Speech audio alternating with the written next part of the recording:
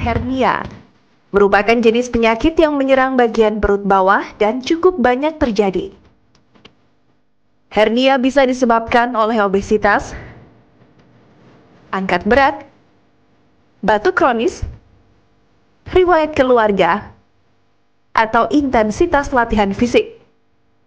Penyebab terakhir ini sering terjadi pada atlet-atlet yang kerap melakukan gerakan energik seperti pesepak bola. Pemain bola asal Brazil, Ricardo Kaká, pernah divonis harus menjalani perawatan harian seumur hidup untuk mengatasi cedera sport hernia yang dialaminya. Sementara itu, legenda Pantai Gading, Didier Drogba, bahkan sudah 2 kali mengalami operasi hernia. Drogba menderita hernia sejak 2004 dan baru berhasil mengatasi penyakitnya 6 tahun kemudian. Nah, itu tadi ya, benar-benar semuanya bisa terkena Iya. hernia. Jadi turun bro itu adalah hernia. Dan tadi kita lihat ternyata banyak nih pemain bola yang sampai terhenti ya karena akibat hernia ini. Iya. Nah, Mas Kurniawan sendiri ini rekan-rekannya mungkin ada gak ya pernah kena hernia? Jadi memang kalau buat saya sendiri saya belum pernah ngalami dan mudah-mudahan enggak. Cuman zaman dulu kan pengetahuan tentang kesehatan bagi main bola itu sangat minim. Jadi ada beberapa teman saya yang kena hernia atau turun berok itu akhirnya pensiun dini gitu. Pensiun dini, waduh. Jadi kasihan sekali mereka. Ya. Kasihan banget ya. Nah, kita juga pastinya tidak mau ya itu terjadi. Betul. Maka dari itu hari ini kita akan membahas mengenai turun berok atau hernia. Semuanya kita akan membahasnya dengan narasumber kita yaitu Dr. Ardi Limengka, spesialis bedah. Iya. Siang, Dok. Siang, dokter. Dok, ini kita sedang bahas tentang turun berok atau hernia, dan memang turun berok ini banyak dialami oleh atlet, tapi juga masyarakat pun juga bisa terkena hernia. Nah, sebetulnya hernia ini apa, Dok? Dan kenapa, apa saja nih faktor penyebabnya? Oke, jadi pertama harus kita ketahui ya, hernia itu terjadi, artinya itu adalah ruptur. Ruptur itu artinya pecah. Jadi sebenarnya karena ada tekanan yang berlebihan dalam perut, tekanan itu kan harus disalurkan ke tempat lain, sehingga dia akan mencari titik yang paling lemah. Iya. Kebetulan kalau misalnya dia titik lemahnya di bawah, ya terjadi hernia lipat paha yang sering kita orang Indonesia taunya turun berok gitu. Oke. Turun berok gitu ya. Nah, itu ternyata juga bisa terjadi dimanapun berarti ya, Dok, ya. Dimanapun, ya. Dimanapun, bukan hanya di area groin atau area selangkangan. Betul. Ada di mana aja? Nah. Ya, ini perbandingannya ya, Dok ya. Iya. Ini perbandingannya bisa kita lihat. Ini gambar daerah selangkangan ya. Kalau sebelah kiri ini sisi yang sehat, ini tempat turunnya buah sakar dulu ya. Iya. Nah, kemudian pada orang normal harusnya lubang ini sudah menutup sebenarnya. Nah, hernia yang terjadi pada anak itu karena lubang ini gagal menutup. Jadi apapun organ dalam perut bisa keluar melalui lubang ini. Iya. Pada orang dewasa sebenarnya lubang ini sudah menutup. Cuman karena misalnya aktivitas yang berlebihan, suka mengendaan berlebihan gitu, dia bisa mencari celah sehingga bisa masuk lagi ke sini. Dan ini usus, Dok ya? Ini usus, betul. Jadi yang ya. keluar ini adalah usus ya, Dok Betul. ya. Paling sering usus dan ada lemak-lemak sekitar usus, tapi organ apapun bisa. Gitu. Organ apapun Betul. bisa keluar melalui itu ya, dinding abdomen yang memang rentan ya tadi ya. Iya, Bahkan betul. ternyata tadi dibilang Iya. anak-anak tuh juga bisa. Betul. Ya. Dan Oke. ternyata hernia juga nggak terjadi di selangkangan doang, Dok ya? Betul. Ternyata bisa terjadi di bagian organ perut ya. Di mana saja, Dok, bisa Betul. terjadi hernia? Contohnya ini seperti yang sudah kita kenal ya. Jadi hernia di daerah selangkangan, ini hernia di paha, kemudian ini hernia di umbilikus atau Di di pusar udel ya, ya, udel. pusar ya. Kemudian bisa terjadi pada garis tengah. Biasanya situ ada terjadi cedera pada otot di bagian tengah sehingga menjadi celah yang bisa dimasuki oleh usus. Kemudian pada luka-luka operasi di daerah perut pun bisa terjadi hernia. Oke. Iya. Nah, yang di bagian Betul. atas ini, Dok, ini bisa terjadi, masyarakat mungkin perlu tahu nih, kenapa bisa terjadi sampai di bagian atas perut bisa Iya, sampai di pusat. terjadi tonjolan. Sampai di pusar itu ya seperti tadi saya ngomong, kalau misalnya tekanannya berlebihan, misalnya pada orang-orang dengan penyakit hati atau dengan asites atau ada cairan di dalam perut, dia kan akan mencari rongga, sedangkan air gampang mengalir kemana-mana, jadi dia akan membuat herniasi di situ. Kedua bisa juga karena cedera. Jadi kalau misalnya kayak tadi ada celah di antara otot itu, pertama kecil memang, awalnya misalnya cairan bisa keluar, masuk, lama-lama lubangnya menjadi cukup besar untuk bisa masuk usus gitu. Nah, Mas Kurniawan tadi kan cerita bahwa rekannya ada yang pernah kena hernia. Nah, kalau boleh tahu di bagian mana nih kena hernianya? Apakah di selangkangan atau di mana? Pastinya saya nggak tahu, tapi memang dia kesulitan jalan gitu, karena mungkin metode pelatihan zaman dulu kan nggak ada ukurannya gitu kan, jadi yang penting capek. Jadi kayaknya kebanyakan beban segala macam lah, terus akhirnya nggak bisa jalan. Nah, kembali lagi bahwa kami kurang pengetahuan tentang ilmu kesehatan, jadi akhirnya pergi urut, pijat, dan ya gitulah akhirnya pensiun dini gitu. Oke, nah yang ditakutkan dari hernia itu apa aja, Dok? Jadi hernia ini ada komplikasi dini dan lanjut ya. Komplikasi dini umumnya biasa nyeri. Kalau kebetulan seperti gambar ini ya, jadi ususnya ini udah masuk ke kantung hernia. Isi makanan bisa tetap masuk dan darah pun bisa tetap masuk ke sini ya. Nah, cuman permasalahannya satu ketika tekanannya udah cukup besar, darahnya nggak bisa keluar, makanannya juga tertinggal di sini. Jadi karena tekanannya begitu hebat, ususnya kejepit. Nah, di saat itu orang baru mulai mengeluh nyeri. Nyeri ya. Umumnya hernia pada awalnya itu orang tidak mengeluh nyeri, biasa cuman kok ada rasa nggak nyaman aja. Terus mungkin ada rasa mual, muntah gitu ya. Nah, Dok, dari semua jenis hernia nih, hernia apa atau turun bro apa yang paling umum terjadi yang dialami oleh laki-laki atau wanita?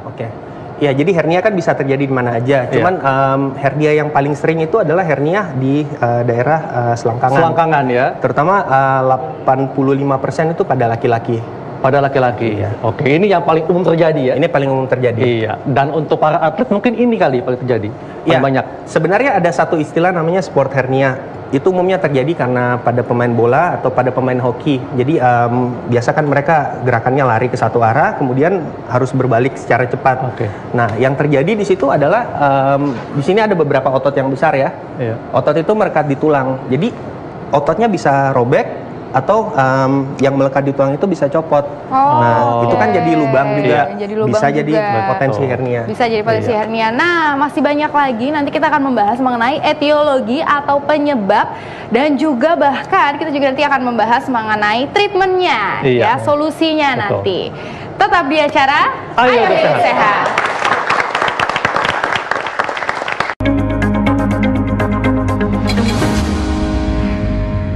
Nah, Dr. Arlin, ternyata bukan hanya atlet nih yang bisa terkena hernia, bahkan selebriti seperti Amitabh Bachchan juga terkena hernia juga. Ternyata ya, siapapun, dan bisa perempuan, bisa laki-laki, dan juga bisa untuk anak balita juga. Nah, sebenarnya apa penyebabnya, Dok? Masyarakat pasti penasaran nih, Dok.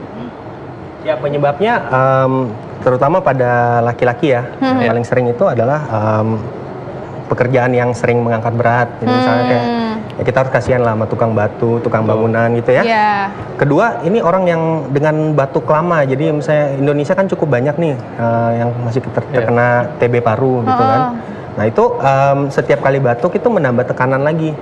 Jadi batuk bisa meningkatkan tekanan rongga perut. Betul. Iya, nah pas banget nih, Dok. Ada beberapa mitos maupun fakta mengenai hernia ya, penyebab dari hernia. Yang pertama, wah ini hernia bisa mengusik kejantanan pria. Waduh, ini pasti akan ditakuti oleh semua pria. Pasti akan ditakuti itu. Penting ya. Ya memang. Apakah benar, Dok? Kalau kita lihat kan ini daerahnya tempat terjadinya sama gitu ya. Tapi sebenarnya ini nggak benar gitu. Jadi memang dia melalui jalur yang sama, tapi saluran yang dipakai itu beda. Jadi saluran yang menuju buah sakar dan saluran yang dipakai itu dia membentuk kantung sendiri sehingga tidak mengganggu. Tidak mengganggu ya. Jadi tenang aja Mas Kurniawan ya. Tenang. Yang kedua, mitos tentang turun bro adalah latihan berat atau angkat beban bisa sebabkan turun bro. Ini betul, Dok ya? Bisa iya, bisa tidak. Gitu. Kan sekarang kalau kita lihat ya bodybuilding itu jadi populer lagi sekarang ya. Cuman kalau misalnya orang yang benar latihannya benar, itu umumnya otot-otot dasar panggulnya itu terbentuk dengan baik sehingga bisa menahan. Nah, yang bahaya nih kalau misalnya orang belum sering latihan udah mulai langsung angkat yang berat gitu kan. Jadi sangat penting untuk lakukan dengan cara yang tepat dan benar. Betul. Dan perhatikan angkatan bebannya, Dok. Ya, betul sekali. Oke, lanjut. Ini ada lagi, terlalu sering mengedan memicu hernia. Sebenarnya secara langsung sih tidak, cuman ya balik seperti masalah tadi, dia menambah tekanan di dalam perut ya. Jadi ya terlalu sering mengedan, kalau misalnya kayak kita sering makan makanan yang tidak ada serat misalnya, atau batuk kan hitungannya seperti mengedan juga kan. Nah, itu bisa terjadi. Pokoknya yang meningkatkan tekanan di dalam perut ya. Kemudian turun bro bisa hilang dengan sendirinya. Nah, ini bagaimana dok? Nah, ini yang suka dipercaya orang Indonesia ya, kalau ada penyakit ya moga-moga bisa hilang sendiri ya. Nah, hernia itu harus diketahui tidak bisa hilang sendiri gitu. Karena dia udah terbentuk rongga yang ya penanganannya rongganya itu harus dihilangkan sehingga tidak memperparah kondisi yang lain. Oke. Selanjutnya nih, celana khusus hernia dapat menyembuhkan hernia. Ini ada gambarnya nih dok, ini bener atau salah nih? Ya, jadi celananya kan dipakai ditaruh di lokasi yang biasa keluar hernia, terjadi hernianya ya. Jadi celana ini bukan untuk menyembuhkan hernia. Jadi contohnya hernianya ada di daerah sini, kita menjaga jangan sampai turun ke bawah lagi. Jangan sampai tambah parah. Tapi tidak menyembuhkan. Kalau Mas Kurniawan nih, kalau ketika sedang latihan, apakah juga menggunakan celana untuk mencegah atau bahkan hernia ini? Banyak rekan-rekannya juga yang pakai celana seperti ini. Kalau saya sendiri nggak pernah ya, gini pakai ini karena nggak nyaman. Tapi kalau teman-teman saya banyak ya. Cuman saya bolehnya dokter nggak ya? Boleh banget Mas. Dok, ini kan mungkin edukasi juga buat para pemain bola sekarang. Jadi sebenarnya ada bentuk latihan nggak sih yang sederhana buat pencegahan hernia, misalnya stretching seperti apa atau seperti apa bentuk latihan sederhananya gitu? Yang pasti untuk ya sepak bola kan termasuk olahraga yang cukup berat ya, karena kita harus lari ke sana kemari gitu. Pemanasan tuh penting sekali ya. Kemudian stretching daerah panggul dan kaki itu. Kemudian yang kalau bisa dilakukan sambil duduk itu juga Kegel exercise. Jadi Kegel itu ada untuk laki-laki juga gitu. Itu untuk memperkuat dasar panggul. Niscaya kalau misalnya itu dilakukan ya hernia tidak terjadi. Gitu. Oke. Dok, nah ini mungkin pemirsa ingin tahu dok, sebetulnya hernia ini apakah ada pembagiannya? Apakah ada yang ringan, yang berat, dan apa saja dok ciri-ciri hernia yang mesti diwaspadai oleh pemirsa? Ya, hernia sebenarnya kita tidak bagi berdasarkan ringan, sedang, berat ya, seperti penyakit kronis pada umumnya. Cuman hernia itu seperti tadi dibagi tergantung lokasi, Kedua, tergantung gejala klinis pada saat pasien datang ke kita gitu. Jadi ada hernia yang satu kita bilang hernia reponibel atau bisa kita masukkan kembali. Bisa masuk lagi. Gitu. Jadi kita bisa masukin lagi tonjolannya? Bisa masukin kembali. Umumnya itu belum terjadi jepitan. Yang kedua ini kalau misalnya hernia irreponibel. Jadi irreponibel ini tidak bisa balik lagi ya? Tidak bisa balik lagi.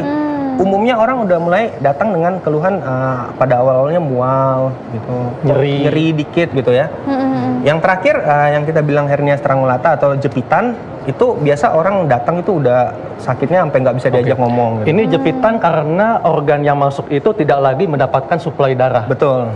Sehingga bisa timbul gejala seperti tadi ya? Ya. Oke, nah dok, untuk hernia yang tadi ada hernia irreponibel dan juga reponibel.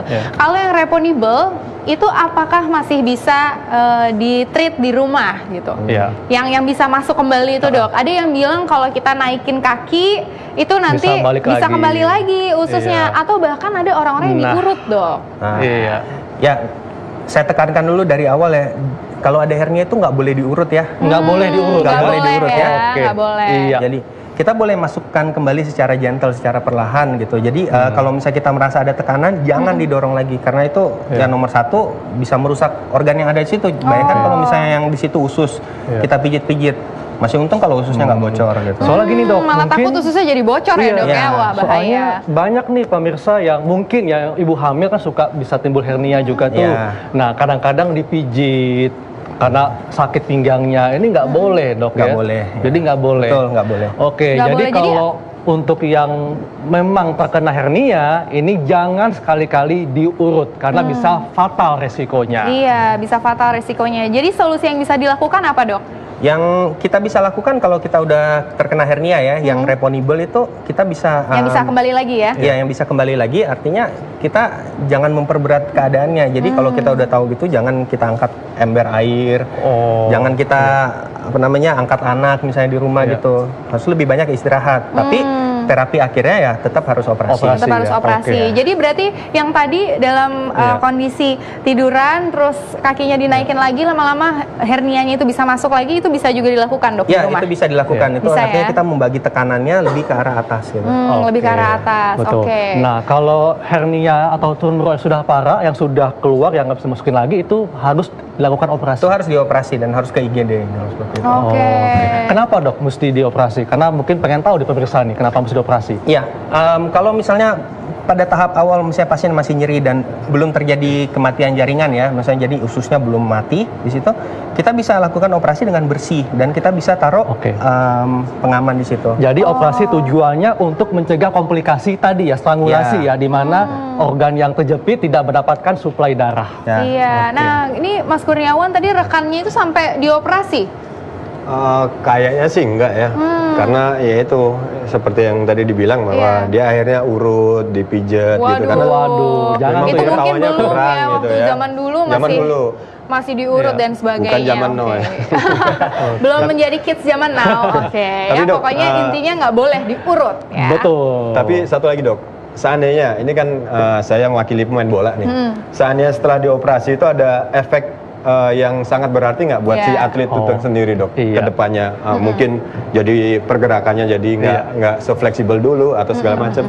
Oke, jadi memang hernia ini operasi yang salah satu yang paling sering dilakukan ya. Jadi maksudnya kita udah pengetahuannya udah cukup hatam untuk sampai komplikasinya. Umumnya operasi ini tidak ada komplikasi yang berarti ya gitu. Jadi tidak akan mungkin untuk kambuh lagi. Untuk kambuh lagi bisa. Ada beberapa faktor yang menyebabkan. Cuman umumnya kalau misalnya dengan faktor teknik yang apa baik, ini dok yang bisa misalnya yang pertama faktor-faktor preoperatif yang kita tidak ketahui. Jadi misalnya kayak pasien datang dengan hernia gitu, misalnya saya minta diobati dok ya. Tapi pasiennya nggak ngomong ke dokternya, saya ini udah batuk 6 bulan dok gitu. Jadi penyebab batuk mengejannya yang memicu kembali.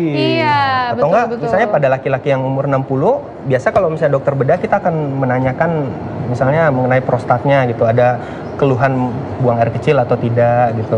Kalau misalnya dengan ada pembesaran prostat, umumnya kan kita harus mengedan ketika untuk buang air kecil. Ya, kalau misalnya dia udah mengedannya setahun misalnya, hernia kan ini efek samping dari prostatnya, jadi kita harus tahu gitu. Jadi kalau gitu penyakit awalnya mesti diobatin juga dok. Betul sekali. Dasarnya. Oke. Nah dok, tips nih dok, bagi masyarakat semuanya yang ingin terhindar dari hernia dan juga bagi yang sudah terkena hernia. Silakan dok. Oke, bagi masyarakat yang ingin terhindar dari hernia, yang nomor satu, kita kalau bisa sebisa mungkin hindari aktivitas mengangkat berat yang berlebihan ya. Misalnya kalau kita tahu badan kita kecil ya jangan kita ngeden ngangkat yang besar ya.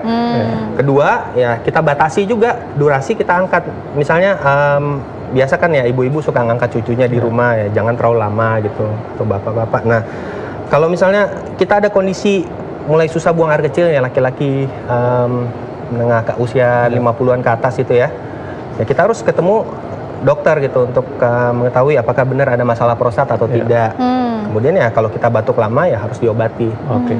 Nah dok, kalau seperti Mas Kurniawan nih, atlet yang angkat beban, yang suka melakukan angkat beban, apakah ada batasan beban maksimal yang boleh diangkat untuk terhindar dari hernia atau tumor?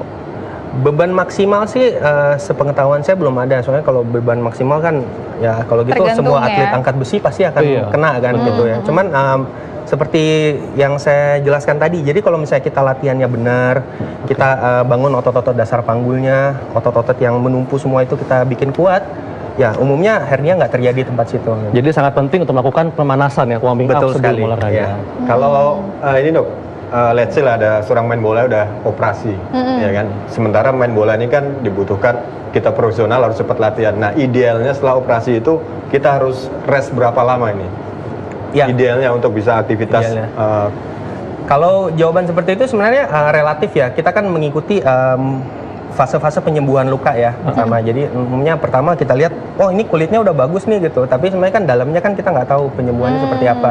Selama tidak terjadi infeksi, umumnya dalam waktu 1 bulan itu udah bisa mulai pemanasan ringan lagi gitu. Jadi kalau misalnya 1 minggu pun mau berenang itu sebenarnya harusnya udah bisa gitu. Jadi bisa kita mulai perlahan. Iya. Jadi sangat penting juga menjaga luka operasi ya seperti itu. Oke, jadi prinsipnya Itu kita turun bro, itu obatnya terakhirnya pasti dioperasi. Tapi kita bisa mencegahnya ya. Betul. Mencegahnya dengan kita harus tahu cara angkat beban yang benar, yang baik dan benar. Dan juga tadi faktor-faktor risikonya semua penyakit harus dihindari. Betul.